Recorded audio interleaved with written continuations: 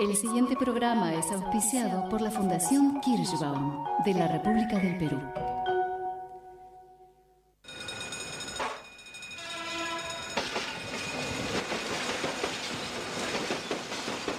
Tren Nocturno les anuncia su partida. ¿A dónde? Ya veremos. Lo que es una incógnita es qué caminos tomaremos para llegar a destino. Ya salimos. Señoras y señores, vamos a vivir un momento histórico. Está con todos nosotros, después de 500 años de ausencia de los escenarios, ni más ni menos que Cristóbal Colón. Cristóbal, ¿cómo te sientes? Llámame Chris. Chris, sí. Chris, ¿cómo estás? Me siento emocionado de volver a los escenarios. Han sido 500 años en la sombra, en el ostracismo.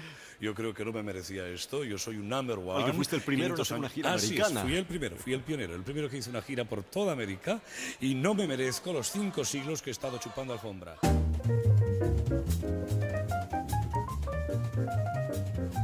Muy buenas noches, queridos amigos. Como todos los lunes, soy Julio Kirschbaum y acá acompañado por Nicolás Feuerman. Nicolás. ¿Cómo te va, Julio? Buen lunes.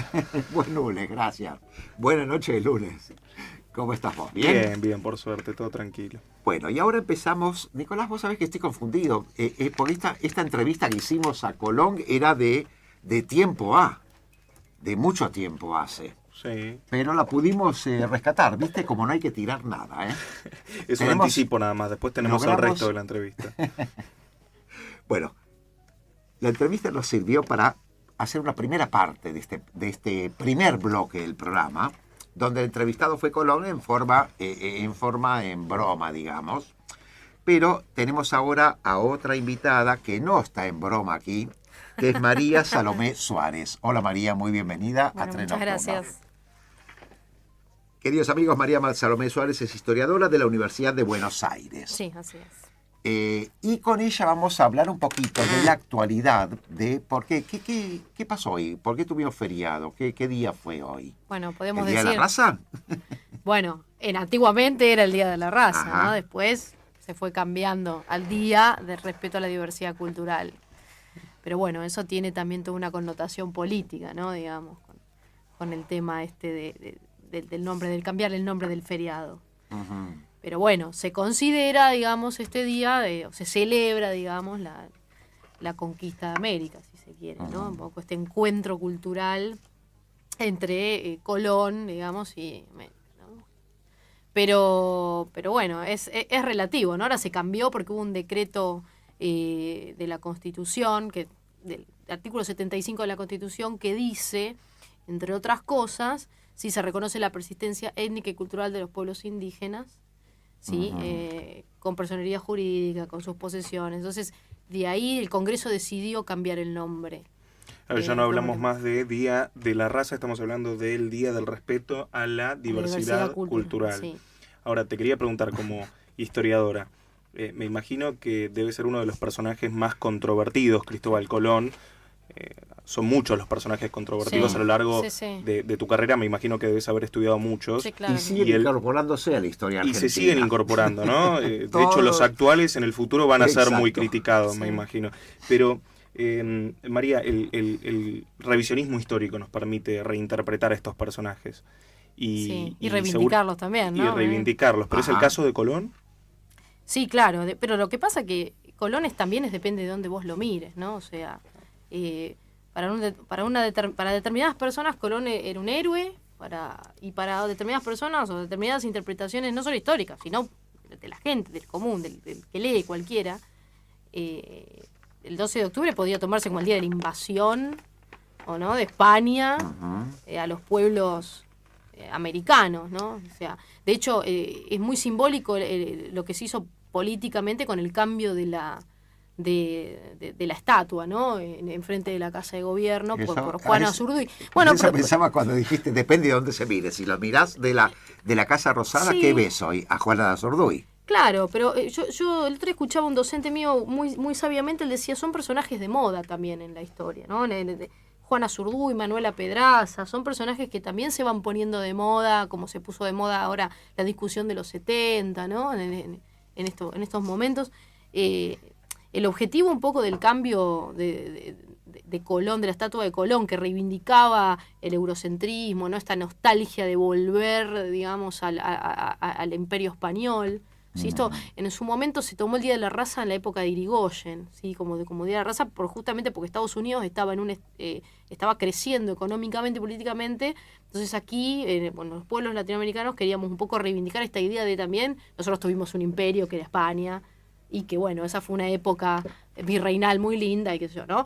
Pero pues esto obviamente con los años, y con los gobiernos también, algunos políticos meten la mano en la historia y deciden tomar a veces los personajes y reivindicarlos. En el caso de Juana Zurduy o Manuela Pedraza, son una de las tantas heroínas anónimas de la historia de las cuales no se habla mucho, pero ahora se está empezando a hablar, y que tuvieron injerencia en las guerras de independencia latinoamericanas en Argentina. Por eso también la idea un poco, al tener una presidente mujer, ¿no? Y por lo que implicó políticamente el cambio de esa estatua, era un poco reivindicar estas luchas nuestras, independentistas, y también un poco el rol de la mujer, ¿no? O sea... es plenamente simbólico. Sí. Como todo, nosotros en este país tenemos una tendencia a reinterpretar a nuestros próceres con un simbolismo, ¿no? Monarquista, así como esto de que, son todos dioses. Voy a recalar ahora en tu actividad como historiadora. ¿Qué opinas vos, desde tu lugar como historiadora, el tema de la reinterpretación, el tema de la relectura y el tema del reentendimiento de las cosas también? Qué pregunta muy amplia más. Sí, pero nos quedan todavía 2 o 3 minutos que podés aprovecharlos. No, es muy difícil para un historiador tener que ser neutral, ¿no? Porque uno también está leyendo gente que interpreta a otras personas, y después que también los mismos próceres o los mismos pensadores. Entonces es como que uno hace a veces una ensalada de pensamiento, ¿no? Y termina sacando conclusiones también en base a lo que vive en ese momento, ¿no? Como se dicen, que los filósofos piensan su tiempo, ¿no? En función a lo que están viviendo. Bueno, nosotros también, o sea, podemos pensarle. No es lo mismo una persona que estuvo en la Resistencia, supongamos, y que estuvo en la Resistencia en los 70, y que le preguntes hoy cómo vio la Resistencia. Probablemente tenga otra visión. Es lo mismo que escribir. Se dice que las mejores obras, las grandes obras, se escriben en los exilios. Y es verdad. Ajá. En las cárceles.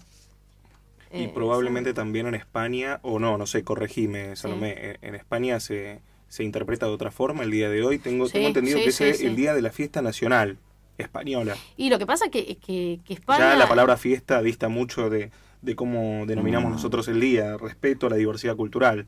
Claro, pero vos pensás desde dónde está visto. Hoy España sigue hablando no de Latinoamérica, habla de Hispanoamérica.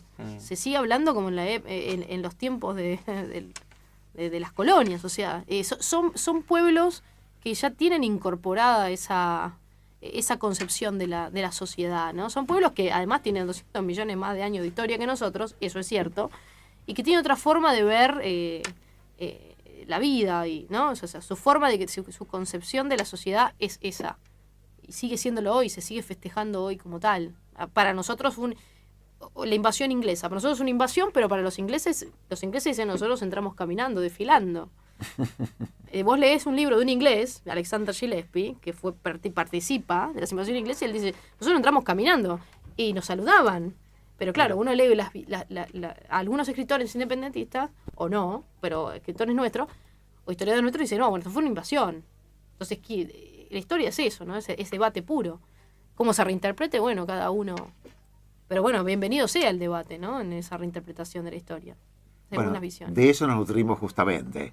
La historia, y en general todo, debe ser reinterpretado. Hoy, por ejemplo, un tema que vamos a abordar dentro de un ratito es el tema de la genética. Sí. Y muchas cosas se reinterpretan a través de la genética en la actualidad. Vamos a ver qué nos dice nuestra invitada al respecto. Pero volviendo a lo que hace de la mirada histórica, si vos no reinterpretás, no la podés ayornar. Es decir, las cosas deben ser ayornadas. Hoy vivimos una actualidad muy distinta a la que se vivió en otra época. En 1492. Exacto. Sí, claro. Por eso también debemos, y en ese sentido doy mi opinión personal, yo, desde mi lugar, siento que debemos respetar a lo que al suceso histórico. Yo no puedo reemplazar a Colón por Juana Zurduy por el solo hecho de que hoy día se está haciendo una revisión de la mujer, que lo veo muy bien, todo perfecto, pero pongamos las cosas en sus lugares. Y las revisiones hagámoslas con lógica. Pero bueno, otra persona que piensa desde el punto de vista de de la revolución o desde el punto de vista de la identidad nacional te va a decir, bueno, pero ¿y por qué no Juan Azurduy? Sí, Cristóbal Colón es una representación española de la realidad, colonialista de la realidad. Bueno, pero hagámoslo desde las pero leyes, ahí entramos en el debate. De las leyes que van saliendo del Congreso, donde podemos ir mejorando la situación de la mujer y no necesariamente poner estatuas, simplemente, bueno, con eso ya limpiamos nuestra... Tendríamos que cortar varios bustos aparte, ¿no? Si fuese por eso, no quedarían muchos bustos o monumentos. O muchas calles tampoco.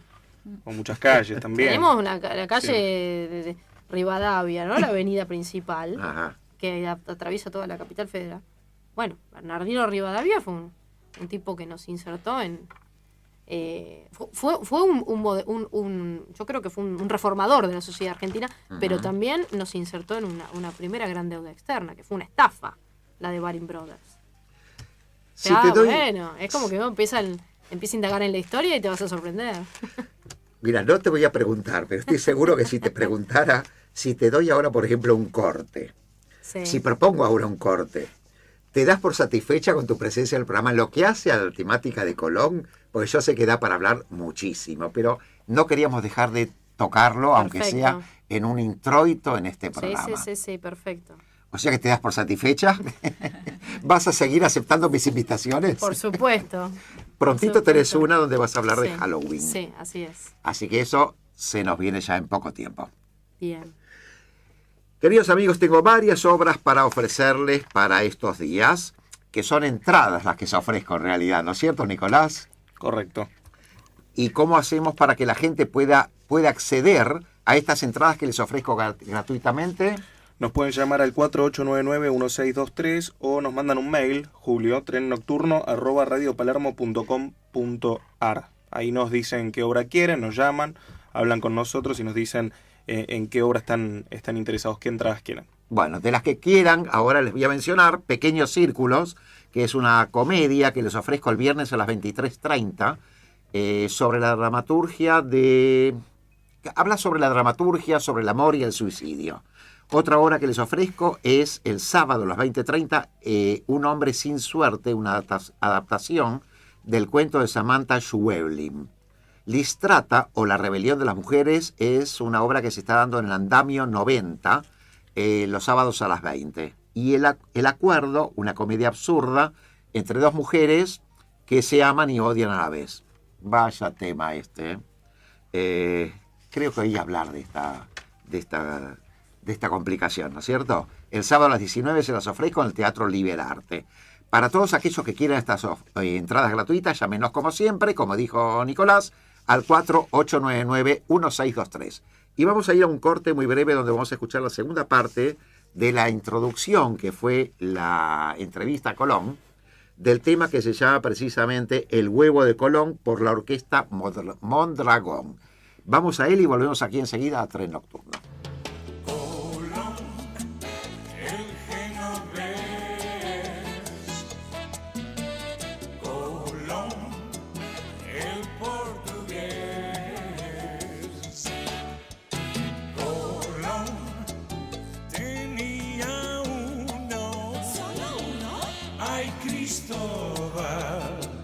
Ni dos ni tres.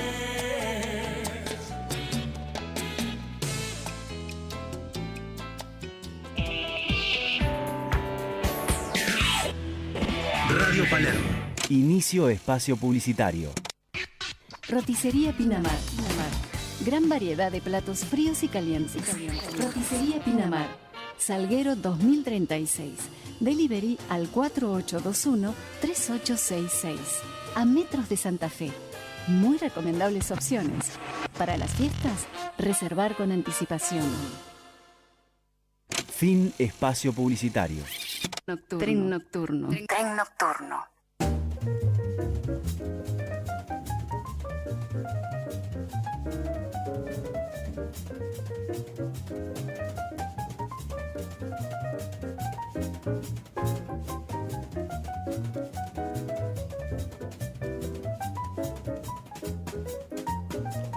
Gracias, querido Tomás Silverberg, por el pase. y por el aire. Y ahora sí, paso a presentar a nuestra invitada, nuestra segunda invitada, a pesar de que María Salomé Suárez continúa con nosotros. Sí, así es. De nada, al contrario. Nuestra segunda invitada es Viviana Bernaz, y un tema que vamos a tocar hoy, en realidad ya desde los 60 se descifró el ADN, y eso trajo en realidad una serie de hechos que llevaron a hacer prácticamente una revolución social. Yo tengo a mi vista un libro que se llama Gente Nueva, escrito por nuestra invitada de hoy. Viviana Bernaz, muy bienvenida a este Tren Nocturno. Gracias, muchas gracias. Al contrario, un placer tenerte. Amigos, Viviana Bernaz es bióloga, doctora en genética molecular, especialista en genética humana. Es directora de la organización Genda de Genética y de Biología Molecular y también de MyGen. Perfecto. Y este libro que tengo aquí en mi vista de la editorial sudamericana nos habla de Gente Nueva, historia de vidas marcadas por la genética, y después nos marca la revolución social del ADN.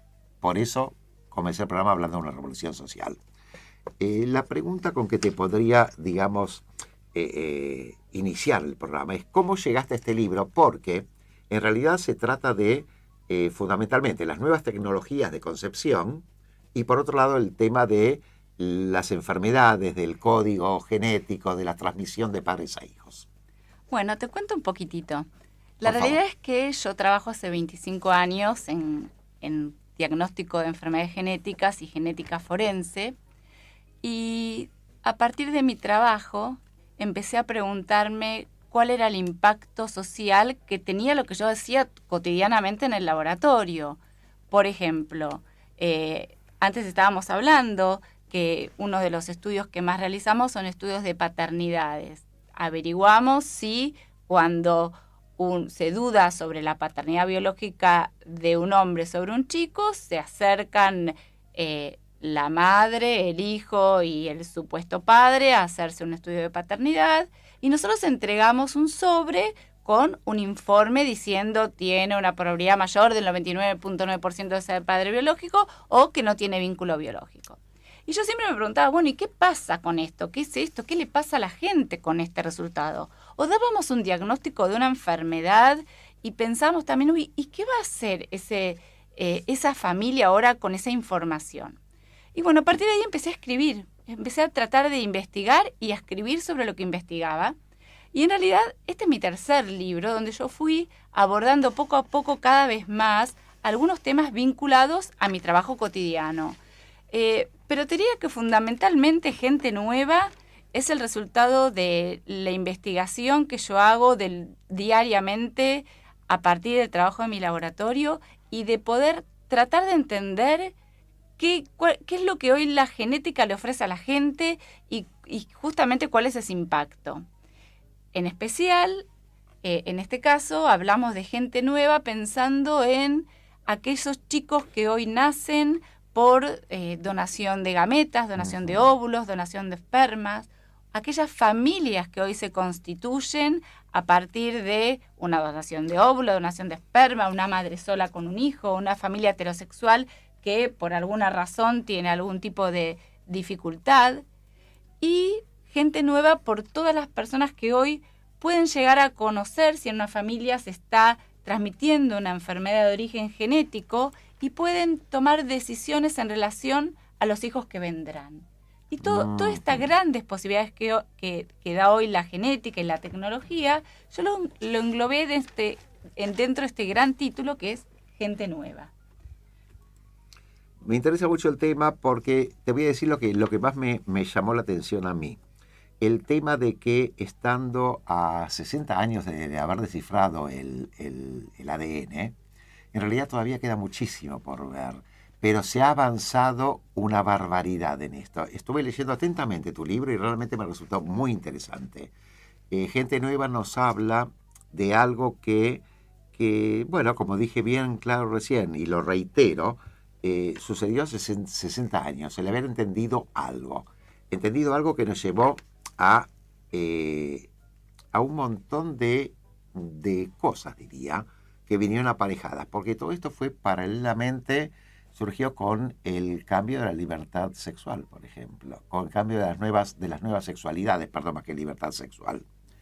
Las nuevas sexualidades tomaron muy en cuenta todo esto, porque el tema de la adquisición de un óvulo, de un espermatozoide, recorrió un camino en lo que hace a las técnicas, donde si nos remontamos a 30, 40 años atrás, obviamente una mujer lesbiana no era aceptado en un laboratorio hacer una inseminación artificial, es cierto, ¿no? Sí, en realidad lo que ocurrió fue que las tecnologías de reproducción asistida, obviamente en un comienzo fueron utilizadas para resolver problemas de fertilidad en parejas heterosexuales.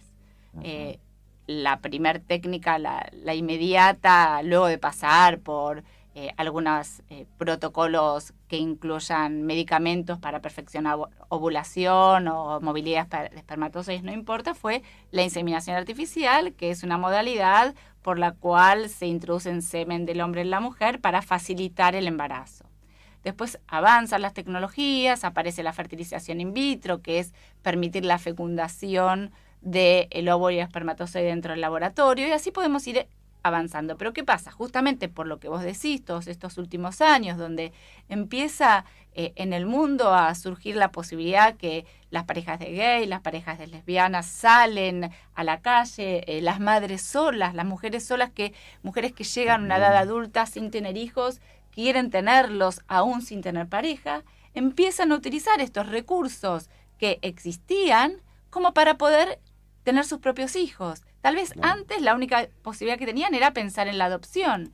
Entonces, bueno, ahí surge, y hablamos de las nuevas familias. Hablamos de las nuevas familias porque antes era impensable que una pareja de gay, una pareja de lesbianas, una pareja heterosexual, una madre sola tuviera un hijo cuando había un conflicto de salud o un deseo imposible de satisfacerse, la única modalidad era la adopción. Y acá, bueno, yo en el libro cuento un montón de casos porque me parece que el caso permite ejemplificar, el caso nos permite charlar y disparar temas de qué pasa hoy con esto de las nuevas familias. Bueno, lo vamos a hablar después de un corte muy breve, porque bárbaro. Realmente tenemos mucho pero me gustaría, antes del corte, dedicar 2-3 minutos a tratar el tema del ser diferente. Y acá realmente lo vamos a involucrar también a nuestra invitada, a María Salomé. Porque vos haces mucho hincapié a lo largo del libro del tema del ser diferente. Absolutamente, el diferente, el observado, el que siempre se toman especialmente en salud como la persona a partir de la cual vamos a poder estudiar y poder ver quiénes son iguales a partir de ese diferente, por qué surge esa diferencia. Y también tratar de pensar en la discriminación, en la integración, en la inclusión, etcétera, ¿no? Porque la ciencia en general, como vos decís en tu libro, busca los patrones regulares para poder explicar los procesos de la naturaleza. Exacto. Y justamente el que sale de la normalidad es el diferente y es aquel a partir del cual podemos ver por qué ese proceso no funciona correctamente. Sí, bueno, totalmente. Si uno lo piensa para la conquista, ¿no? O sea, yo como historiadora pienso que cómo puede haber sido ese choque de civilizaciones, ¿no? Pensando a partir de la raza. Claro. Lo que puede haber sido para un conquistador español de repente encontrarse con un aborigen, con un color de piel distinta, que si bien ya se sabía que existían comunidades nativas en otras partes del mundo, pero y el impacto, ¿no? de esos propios aborígenes o de esas comunidades indígenas, de ver hombres blancos que se concebían como dioses, ¿no? Para los indígenas por su cuerpo, por su color, ¿no? Y todo eso, lo que fue, porque la conquista de América se justifica muchísimo a través de la cuestión de la raza, del racismo, ¿no? O sea, bueno, yo siendo bióloga no puedo dejar de decir que los seres humanos somos una única raza y que hablamos de etnias. No solamente somos una única raza, sino que todos nosotros nos parecemos en nuestro ADN en el 99.9%. Somos prácticamente idénticos. Bueno, eso no va a coincidir con vos si el estudio de la historia. Perdón, ¿sabes por qué lo digo, María? porque en esa época no solamente era un diferente el que estaba acá, el autóctono, sino que además era un ser que no tenía alma, era otra cosa, era como un extraterrestre, algo así vendría a ser. Pero os costó más de 500 años entender, ¿no? Pero bueno, a través de la justificación de los genocidios tiene que ver con estas concepciones de razas superiores, uno lo lee a lo largo de la historia y claro, obviamente, yo creo que también ha sido el tomar una raza superior como estandarte de los distintos genocidios ha sido un arma fundamental para determinados personajes, ¿no? Para llevar adelante, justificando a través de eso. Sí, bueno, pero cambiemos, no hay razas, los seres humanos somos sí, una única. Yo no hablo no estoy hablando de eso como algo mío, lo hablo desde el punto de vista de cómo se pensaba. Sí, eso, ¿no? Pero por eso digo, empecemos a incorporarlo con que es lo principal, no hay diferentes, somos todos iguales, todos somos sapiens. Hay etnias, hay pequeñas diferencias o particularidades que tienen que ver con, justamente, por regiones en que se viven, características de estilo de vida, etcétera, pero somos todos iguales. Pero si perdón. Es muy interesante, Julio, ¿no? La diferencia entre la postura de una historiadora y de una persona que estudió todo lo que tiene que ver con la genética. Pero yo le quería preguntar a Viviana... Antes de que le preguntes esto, un segundito nomás. Me hiciste acordar cuando dijiste que somos todos iguales, lo que decía Mafalda. Somos todos iguales, pero algunos un poco más iguales. Sí, bueno. O sea que el ser humano tiene ese defecto siempre. Sobre el libro que escribió, que se llama Gente Nueva, ¿hasta qué punto es perceptible que la gente sea nueva? Pues es que es muy lindo lo que vos decís, porque en realidad no hay gente nueva, la gente es la misma, y la gente es el resultado de la genética más el medio ambiente, la cultura, la educación, los afectos, el sufrimiento, etcétera. Es una metáfora hablar de gente nueva, porque en realidad la gente es siempre la misma. Bien. Pase el tiempo, pasen los años, o pase lo que pase. Correcto. Les ofrezco más obras de teatro para todos aquellos que quieran llamar y hacerse de entradas gratuitas, como le había dicho. Tengo Tartufo de la obra de Molière el viernes a las 21 en La Tertulia. Convocados, que trata sobre el tango y el amor, el viernes a las 21 también en el Teatro del Pasillo. Pessoa ha escrito en su nombre en el Teatro Andamio el viernes a las 22 horas. Y por último les ofrezco Ignacio y María en su última función el sábado a las 21 el teatro El Ópalo. Vamos a un corte muy breve y enseguida volvemos aquí a Tren Nocturno. Atención, señores pasajeros. El tren nocturno detendrá su viaje aproximadamente 3 minutos por desperfectos técnicos. Disculpen las molestias ocasionadas. Radio Palermo 94.7. Producciones independientes. Espacio cedido por la Dirección Nacional Electoral. Leyes número 26.215 y 26.571. Si querés defender las economías regionales, no des un cheque en blanco. El motor del país sos vos. Adolfo Rodríguez Sá, presidente. Alianza Compromiso Federal. Lista 133. Espacio cedido a Cambiemos. ¿Escuchaste lo que dijo Macri sobre el narcotráfico? Hay que pararlo hoy. Por eso vamos a ser el primer gobierno que mire de frente este tema y le dé batalla desde el primer día, porque merecemos, nos corresponde vivir en una sociedad sin tener que convivir con el narcotráfico. Mauricio Macri, presidente de la Nación. Gabriela Michetti, vicepresidente. Vamos juntos. Cambiemos. Lista 135. Espacio cedido al Frente de Izquierda. Nicolás del Caño es diputado nacional y candidato a presidente por el Frente de Izquierda. Apoya las causas de los trabajadores, las mujeres y los jóvenes. Y siempre está ahí, poniendo su cuerpo. Estar junto a la clase trabajadora, a la juventud, en sus movilizaciones, tenemos el derecho legítimo. Propuso que todos los funcionarios políticos cobraran como una maestra. Él lo hace. Nicolás del Caño, presidente. Miriam Breckman, vice. Lista 137, Frente de Izquierda. Espacio cedido por la Dirección Nacional Electoral. Leyes número 26.215 y 26.571. Si querés kilómetros de caminos y autopistas, no des un cheque en blanco. El motor del país sos vos. Adolfo Rodríguez Sá, presidente. Alianza Compromiso Federal. Lista 133. Espacio cedido a Cambiemos. Para que puedas trabajar dignamente en el lugar donde vivís, vamos a reactivar las economías regionales, el agro y el turismo. apoyándolos con obras y tecnología. Ese es mi compromiso. Vamos juntos. Mauricio Macri, presidente de la Nación. Gabriela Michetti, vicepresidente. Vamos juntos. Cambiemos. Lista 135. Espacio Cedido unidos por una nueva alternativa Distrito Cava. Voy a empezar a resolver los problemas por el principio. Y el principio es la educación.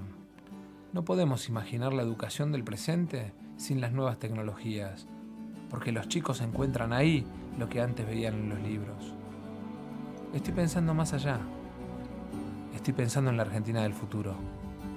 Las propuestas son el cambio. Massa presidente. Marco Labaña, Carla Pitiot, diputados nacionales por la Ciudad Autónoma de Buenos Aires, unidos por una nueva alternativa, lista 505.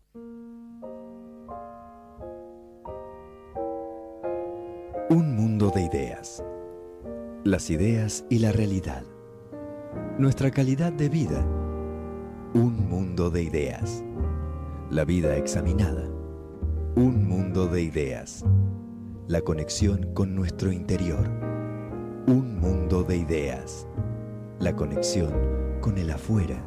Un mundo de ideas. Conducido por Felipe Sandler. Jueves, 23 horas. Radio Palermo. 94.7. Counseling psicoespiritual es el camino para ser uno mismo. Counseling psicoespiritual es el proceso de convertirse en persona. Counseling psicoespiritual es la ruta que dicta tu corazón. Counseling psicoespiritual con la conducción de José Luis Martínez Larrea. Counseling psicoespiritual. Todos los jueves a partir de las 16 horas. Counseling psicoespiritual. Cobija tu alma. Y más allá.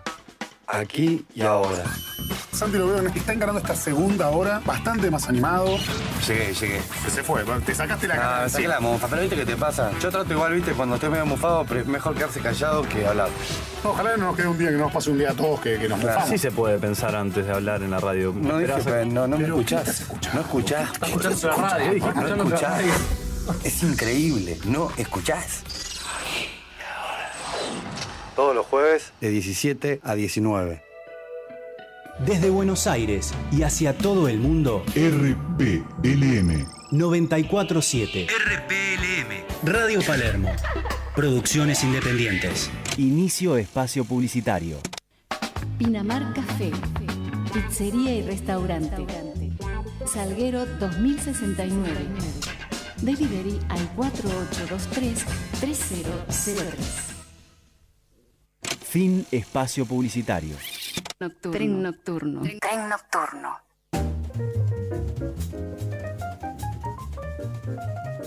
Gracias, seguimos aquí, Tren Nocturno, en el 4899-1623. Para aquellos que entraron tarde al programa, estamos acompañados de Viviana Bernaz, bióloga, doctora en genética molecular, especialista en genética humana y directora de la organización Genda de Genética y Biología Molecular y de MyGen. Bueno, voy a aprovechar para intercalar un mail que nos pregunta qué significa Genda. Gracias, Viviana, por el muy interesante tema que nos trajo. Es un nombre fantasía, Genda, no significa nada. Incluye la palabra gen, pero no tiene ningún significado. Ningún significado. No, para nada. Bueno, y acá tenemos un otro mail, un segundo mail, justamente hablando de de tu caso, que sos directora de estas dos organizaciones. Si un hombre le lleva a un hijo menor de edad y les pide que determinen si es o no también su hijo biológico, ¿se accede? ¿Le piden permiso de un juez o de la madre? Gracias por ir al programa, Agustín de Moreno. Bueno, te cuento, la mayoría de las paternidades hoy se realizan de manera privada, o sea, sin intervención judicial. El 99.9% de los casos de filiación hoy se resuelven en los laboratorios. Hay determinadas normas éticas que tenemos los laboratorios y es si viene un hombre con un chiquito y si el chico tiene el apellido de ese hombre, sí se le hace el estudio. Si no lleva el apellido de ese hombre, lo que se le sugiere es que haga una paternidad de tipo anónima. ¿Qué quiere decir esto? Que les explicamos cómo tomarse las muestras, que se pueden tomar con un hisopo bucal, hacer un raspado bucal del padre y el hijo, y lo que hacemos es un estudio donde les vamos a informar si hay un vínculo biológico de paternidad entre ese chico y ese hombre que supuestamente quiere saber si es el padre biológico. ¿Hay muchas consultas de esta clase, Viviana? Sí, hay muchísimas consultas de hombres con chicos y algunos llevan el apellido y no hay ningún problema, y otras consultas que viene la madre del chico con el chico y con el hombre que nosotros llamamos el padre alegado. Y en esos casos, si se presentan los tres y está la madre, se realizan los informes, se entregan con nombre y apellido y se informa con una probabilidad mayor del 99.9%. Estaba pensando, su trabajo de alguna forma condiciona la vida de mucha gente.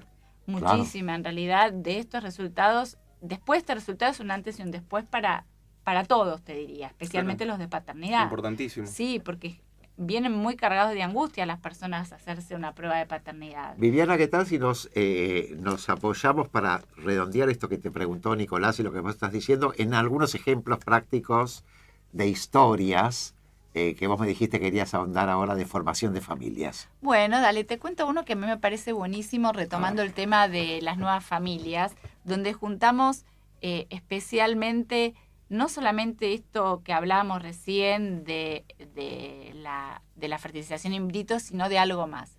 Por ejemplo, te voy a contar, en el libro aparecen 2 casos de parejas gays que quieren tener hijos. Les voy a contar la historia de Carlos y Agustín, que me parece que redondea un montón de situaciones. Como primer dato es que hay un deseo enorme de paternidad en una pareja gay que quiere tener un hijo, porque no es sencillo, no es para nada sencillo tener que recurrir a una mujer donante y después a un alquiler de vientre. Ambas cosas son necesarias. Una de las cuales en la Argentina no está legislada, que es el alquiler de vientre. ¿Qué hacen Carlos y Agustín para lograr tener sus hijos? Buscan un lugar en el exterior, van a la India. Desde la Argentina se contactan con determinadas instituciones donde está absolutamente legislado tanto la subrogación de vientre o el alquiler de vientre como la donación de óvulos. Entonces se contactan, viajan a la India, claro. Dejan India, Rusia, Estados Unidos, son lugares donde suelen ir las parejas gay a tener sus hijos. Entonces se contactan, les solicitan una gran cantidad de estudios, desde allá estudios infectológicos, incluso estudios penales, estudios psicológicos. O sea, no cualquier pareja gay es aceptada para poder subrogar en el exterior. Viajan allá, Carlos y Agustín dejan sus muestras, vuelven a la Argentina. Es muy lindo cuando se les pregunta, ellos tienen que elegir a la mujer donante porque especialmente en India ellos podían tener como un catálogo de donantes, cosa que acá no es posible tampoco porque en la Argentina la donación es anónima. Si quieren después nos me gustaría que lo aclares eso un poquito más. Sí. Pero bueno, ellos pueden elegir y es muy lindo como ellos dicen que eligen a la mujer donante por su mirada, porque les cuesta pensar en el aspecto físico de ella, sino que en algo más simbólico, y entonces determinan por esto cuál va a ser la donante. Y después la importancia... ¿Cómo se hace esa selección? Perdóname. En realidad ellos tienen en el exterior, les dan como un catálogo de mujeres que se prestan a la donación de óvulos y les pueden dar características físicas, características de los gustos. De hecho, ellos cuentan que uno de los gustos de esta mujer era la música y para ellos la música era muy importante y es otro de los motivos que las llevan a elegir como donante. Pero allá pueden tener muchísima información relacionada con la donante. Pero también lo muy interesante es que ellos ponen mucho hincapié en cuál va a ser la madre gestora, porque esa va a ser la que va a cuidar a su hijo durante los 9 meses. Bueno, ellos vuelven a la Argentina y van siguiendo el embarazo de esta mujer, que aparte ellos ya sabían, enseguida se enteran que están esperando mellizas, y de repente, de un día para el otro, ellos tenían planificado volver a la India para el momento del nacimiento, pero en realidad se les anticipa el parto y cuentan como reciben la información de que las chiquitas nacieron y van inmediatamente para la India para poder irlas a buscar. cuando llegan, obviamente están unos días en incubadora, se quedan un tiempo allá y después vuelven. Y después vuelven con sus 2 niñas. En el medio es muy lindo porque en el caso de ellos no estaban casados y surge la ley de matrimonio igualitario en la mitad, entonces cuando viajan pueden inscribir a las chiquitas como hijas de los dos, cosa que en un inicio pensaban que no iba a poder ser así. Después, otro tema lindo es que... Antes de que te vayas al otro tema, en el caso de alquiler de vientre, ¿la mujer que alquila el vientre tiene alguna incidencia biológicamente sobre ese bebé? A ver, está muy buena la pregunta que vos haces, porque en realidad incidencia en cuanto a lo genético y a la secuencia de ADN no. Lo que uno puede pensar que la incidencia que tiene en relación a ese bebé es el afecto que se transmite durante el embarazo, el cuidado, la salud. Y hoy se pueden empezar a pensar en algunos cambios que se llaman epigenéticos, que pueden darse a partir durante la gestación. Y no solamente alimentación, sino muchísimo tiene que ver con el estado de ánimo, con el afecto, con muchísimas situaciones, todo lo que nosotros llamamos medio ambiente en que esa mujer vive y va a vivir, incluso la gestación de ese hijo, puede generar algunos cambios que pueden llevar a dar resultados diferentes en el hijo por nacer. Pero en términos de genética dura, no hay transferencia de información genética. La genética de esas chiquitas mellizas va a ser la de el donante, la de la mujer donante del óvulo y la del esperma de la pareja gay que fue la que aportó la gameta. Y fíjate, Julio, cómo con todos estos temas, con los estudios de paternidad, la inseminación artificial, fertilización asistida, me decía Viviana más temprano, siempre hay una connotación negativa. Siempre hay un conflicto presente en cada una de estas historias. Y estaba presente, en este caso tienen que viajar a la India, no pueden tenerlo acá en la Argentina, no lo pueden buscar acá. Ahí se trata de un tema más bien legislativo, ¿no? Con las leyes. Sí. Se complica porque en la Argentina no solo que no está legislado el alquiler de vientre, sino que de acuerdo a la ley, la madre es la que tiene el hijo. Entonces, muchas veces esas parejas de gay que podrían llegar de alguna manera a alquilar un vientre en la Argentina, corren el riesgo que después la mujer, cuando tenga el hijo, quiera quedarse con esos chiquitos y empezar con una disputa legal muy complicada. Entonces, bueno, realmente prefieren evitar esa situación y si tienen una situación económica que les permite viajar, lo realizan afuera. Hace un ratito te saqué que querías contar un segundo caso y yo te introduje... Pero debes tener tantos casos para hablar. Ya me olvidé. Porque, por ejemplo, un caso que yo leí en tu libro también, que estoy recordando ahora, hablamos de conflictos, como decía recién Nicolás. Un muchacho que quiere tener un hijo, busca una mujer por internet, al final encuentra una chica lesbiana, él era homosexual, y después hay conflicto, por ejemplo, que ambos deciden tener hijos, pero cada uno tenía su pareja. Sí. Vos me hablás del caso de Javier. Eso, vos sabés que es una modalidad que se llama coparentalidad, donde 2 personas se unen de común acuerdo para tener un hijo sin tener vínculo amoroso ni sexual. Y es una de las modalidades que los hombres gay y las mujeres lesbianas utilizan para tener hijos. Porque no tienen ningún tipo de vínculo amoroso y entre ellos deciden tener un hijo, lo hacen o por inseminación artificial o por fertilización in vitro, en el caso de ellos es por inseminación artificial, y nace en este caso Facundo, y lo cuidan entre los dos, cada uno tiene parte de su pareja, pero el hijo es hijo de ellos dos, de los que tuvieron el deseo de paternidad y de maternidad, por más que después probablemente estos chicos de hecho tienen vínculos con las parejas respectivas, es más, son madrina y padrino de ese chiquito. Pero bueno, es una modalidad, para mí era desconocida hasta que empecé a trabajar en el libro, pero después me enteré que es bastante frecuente y que en realidad se parece un poco a la modalidad de padres separados, porque finalmente lo termina criando a ese hijo un hombre y una mujer. Y lo interesante, cuando en la entrevista con Javier, donde Javier, siendo el gay y teniendo un hijo con una mujer lesbiana, dice, bueno, en nuestra cultura todavía en la mayoría de los casos hay una madre y hay un padre. Y esto va a hacer que mi hijo viva de una manera más fácil, más sencilla, que no tenga que explicar que en realidad ella sabe que su padre es gay y sabe que su madre es lesbiana, Claro. pero es más fácil vivir así que si tuviera encima, siguiera explicando que tiene dos padres o dos madres. Ujú. Recién cuando hablaste de la similitud con padres separados, me hiciste recordar que también en este caso el hombre iba a la casa a ver al hijo todos los días y había también conflicto con la mujer de la mamá, vendría a ser. Realmente se parece mucho a un caso Lo de mismo. padres separados, sí, la verdad que sí. Nos manda saludos Amelia y Patricia, muchas gracias. Y mira, acá alguien toma el tema del... Voy a postergar un poquitito esta pregunta para entrar en un tema, porque cuando se toma, digamos, cuando aparece un tercero, vos dijiste recién que en la Argentina el donante es anónimo. Es muy distinto si ese tercero que se involucra en esa relación, en ese nuevo chico que nace, es un tercero conocido a cuando es un fantasma anónimo que vos marcas en tu libro. Sí. En realidad es diferente, aunque tendríamos que hacer algunas explicaciones acerca de esta diferencia. Yo me refiero al donante. que se dio al donante. Sí. Exacto.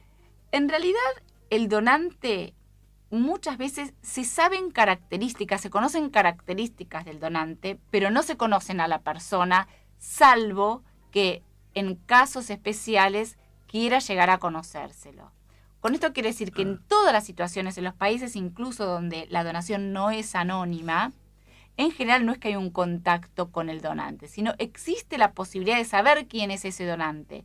Y las estadísticas dicen que solamente en muy pocos casos el hijo va a conocer exactamente al donante.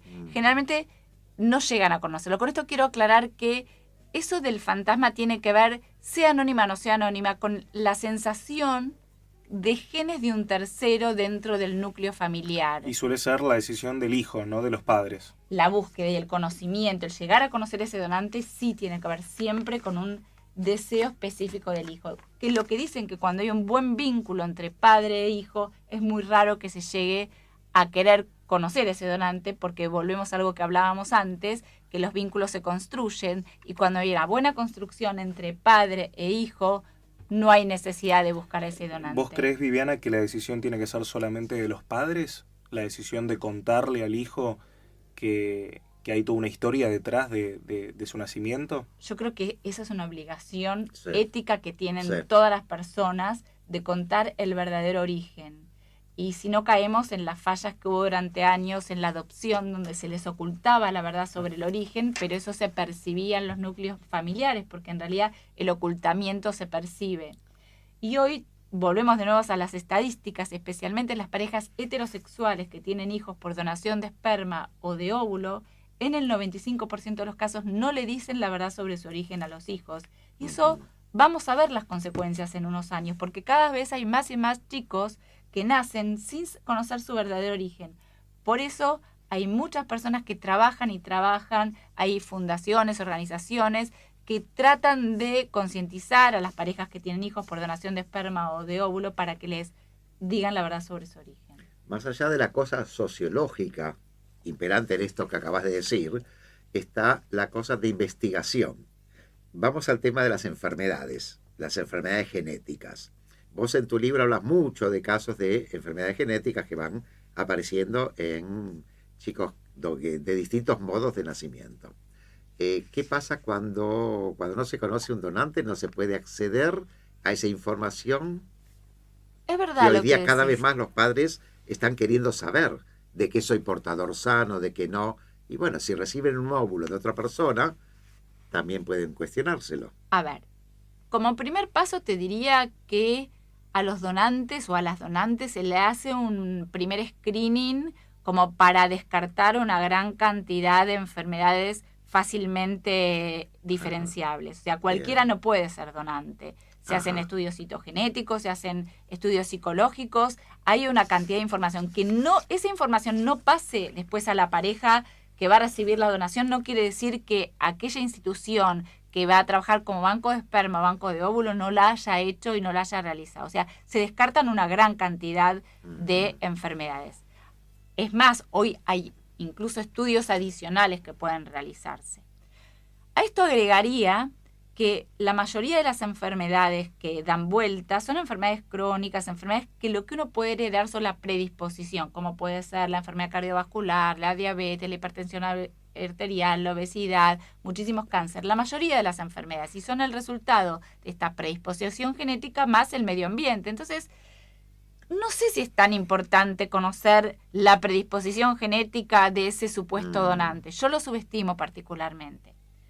Y si ahondamos un poco más, hoy hay estudios que concretamente pueden realizarse para ver si después el hijo puede ser portador o no de una enorme cantidad de otras enfermedades. Yo no lo veo como una necesidad realmente importantísima conocer más datos vinculados a la genética relacionada con las enfermedades del donante. Creo que hoy, con la capacidad que tenemos de analizar al sujeto una vez que nació, tanto desde el punto de vista clínico como desde el punto de vista genético, alcanza. O sea que yo particularmente no lo veo necesario. Pero voy a recordar, o voy a volver a un tema de un punto también de tu libro, donde vos mencionás que nuestras sociedades, por lo general, tienen el hábito bien instalado, fuertemente instalado, de la condena de la otredad, el otro, el diferente, el extranjero. Entonces, suponete que en ese chiquito que nace, bueno, el día de mañana surge un problema que no sea necesariamente de salud. La culpa la tiene el otro gen, claro, pero el que vino de afuera. Pero justamente no tiene que ver con la enfermedad, sino que tiene que ver con la fantasía. Una vez más caemos en lo mismo. Ese tercero es visto como un fantasma más allá de la genética y tiene que ver muchas veces con esa falla, en especial de las parejas heterosexuales, de aquel que no pudo poner su óvulo o aquel que no pudo poner su esperma. Sí. Y entonces esa carencia se le va a atribuir al otro todo lo que el hijo tenga. Claro. de digamos, esto en el libro yo hablo de si es ladrón mi hijo, entonces seguramente es ladrón porque aquel que dio el óvulo o aquella que dio el óvulo o aquel que dio el esperma probablemente lo era. Viviana, ¿hay que tener cuidado con la genética de aquí al futuro en lo que respecta a la humanidad o no? Mira, yo pienso que si trabajamos de manera interdisciplinaria, los biólogos, los médicos, la gente que trabaja en filosofía, los abogados y la sociedad en general, no hay que tener cuidado. La realidad es que todos los nuevos conocimientos generan nuevos dilemas. Y la sociedad y la cultura es la que tiene la obligación de normatizar como para que se haga un buen uso de la tecnología. Pero en todas las épocas, todos los avances científicos, y podríamos ustedes hablar un poco de cuando estalló la bomba atómica, ¿no? Del avance de... La tenemos a María para esto. Y claro, porque un gran avance tecnológico se usó... Sí, la física. Exactamente. Claro. Entonces, el punto no es el avance científico, sino el punto es cómo lo usamos. Y con genética pasa lo mismo. Y por eso ¿Se puede llegar a aplicar de una forma errónea, equivocada? Absolutamente, pero creo que es la responsabilidad de la sociedad que esto no ocurra. Y por eso traje este ejemplo como que es conocido.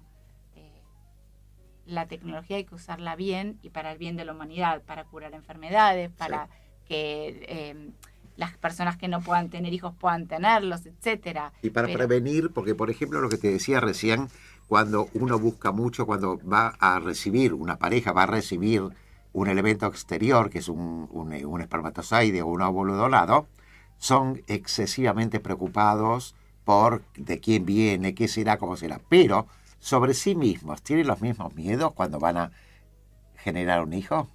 De modo natural, digamos. Bueno, hoy te diría que cada vez más la gente empieza a ser consciente de que puede averiguar antes de tener hijos si es portador de determinadas enfermedades y hacer análisis genéticos a nivel preconcepcional de las parejas como para ver qué chances tienen de tener un hijo enfermo. Y cuando existen esas chances, poder llevar adelante diferentes técnicas como diagnóstico preimplantatorio y tomar la decisión de planificar la llegada de un hijo sano. Esas son algunas de las alternativas y otras tienen que ver más con estudios prenatales que ya muchos escuchan de las punciones prenatales como para que una vez que se está esperando al bebé, investigar si el chiquito es sano o enfermo. ¿Y conoces alguna familia, Viviana, que haya dicho, no, prefiero no tener un hijo, no arriesgarme? Sería terrible.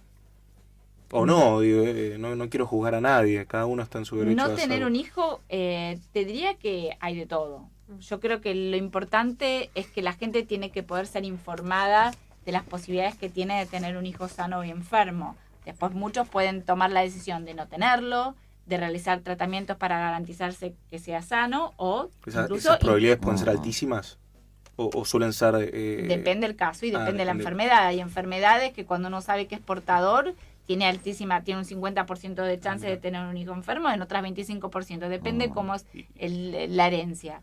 Y en otros casos la posibilidad de interrumpir el embarazo. Son todas situaciones que son decisiones que uno tiene que tomar a lo largo de la vida.